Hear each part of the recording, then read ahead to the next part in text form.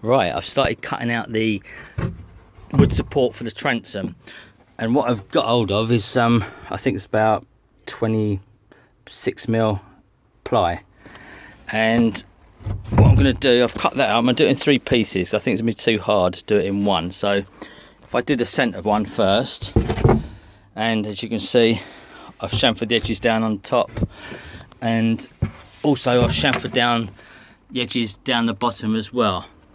Obviously you've got like rounded edges where the transom bonds to these stringers and the hull and the uprights. So beveled the edges there, so it sits in. I don't want to start squaring them edges up, you'll weaken it. So I've gone all round, beveled off all the edges on there. And to do this, my personal choice or weapon of choice is a 4.5-inch grinder with a 40 grit scurfing disc on there. And it's a lot better.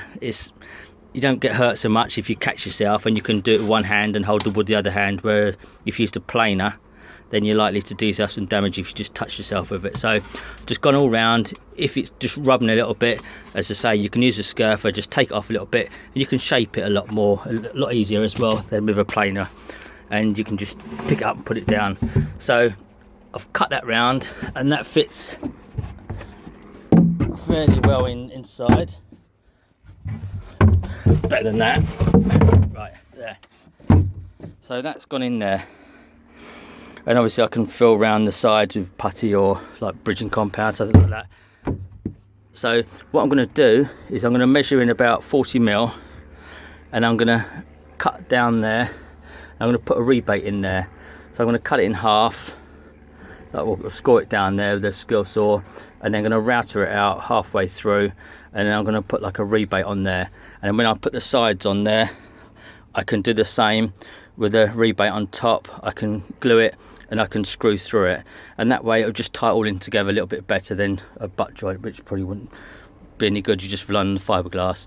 So in a minute I'm going to cut that down, rebate both sides, and then I'm going to build up the back, get quite a bit of tissue on there and around the back of the transom, so I get, if I can, about an 8mm sort of like cushion.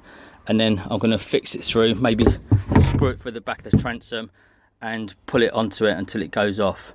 And then once that's gone off, then I can start doing the sides and I can start building up the back bit. So that's where we are. That's the back bit of the transom in there. As I say, I'm going to beef it up as well, so I might double it up, so you'll have about 50mm of wood in there. So I'll come back to you when I've cut the rebates in there.